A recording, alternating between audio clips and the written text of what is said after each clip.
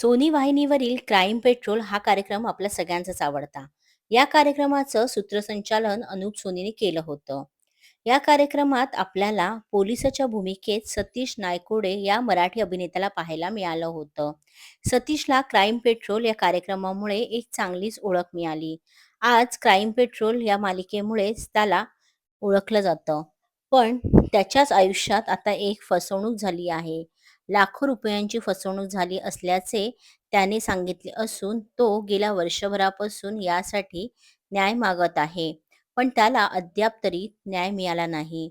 त्याला या सगळ्यामध्ये खूप काही गमवावं लागलं आहे.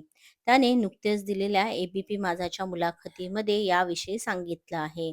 तो सांगतो, सांताक्रूझ येथे एसआरए प्रकल्पात घर मिळवून देतो असे मला एकाने सांगितलं आणि मी फसलो.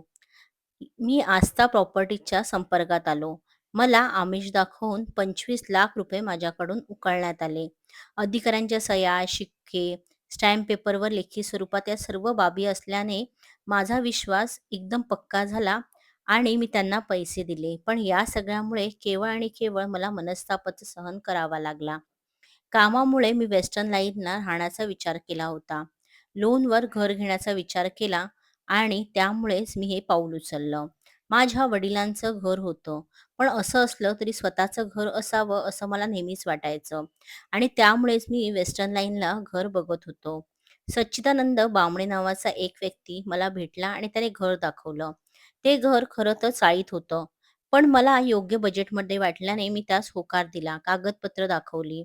त्याने काही माणसांशी ओळख देखील करून दिली.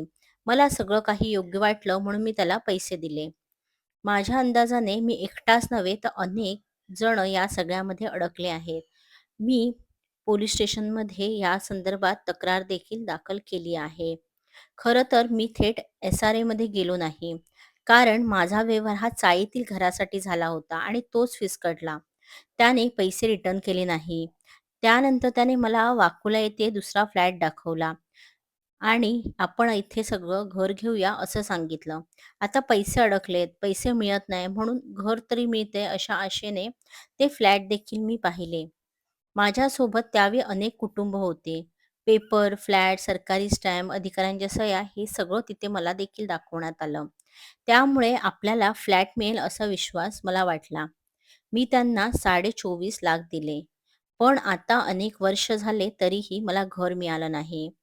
बँड्रा पोलीस स्टेशनमध्ये आता गुन्हा दाखल झाला आहे. 2025ला गुन्हा दाखल झाला असला तरीही अद्याप मला न्याय मिळाला नाही.